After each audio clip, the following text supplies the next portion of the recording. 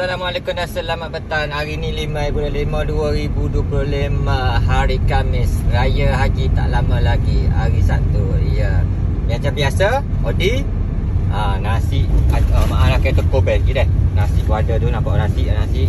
Okey, ni stiker Odi punya ni kita tengok orang kata nak tampal lah, kata kita buat kerja dalam kereta biasalah. Tak ada bagi tu kuih apa semua, petai si Odi ada pun apa semua. Belakang kuih penuh pun nasi, belakang semua, nampak belakang depan, belakang bonet semua. Dan area sekarang kita berada selepas pada pembekian ni menuju ke Wak Kecik Haji. Dan seterusnya insya-Allah semoga dimudahkan segala urusan. Orang kata mencari rezeki terlalu susah, tapi kita kena ada usaha. Susah setara mana pun kita kena ada usaha kata. Jangan kita kata duduk relax dia rezeki dia tak mari.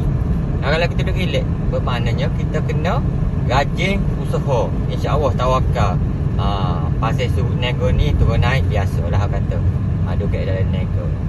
Apa-apa pun semoga dimudahkan rezeki. Amin. Assalamualaikum.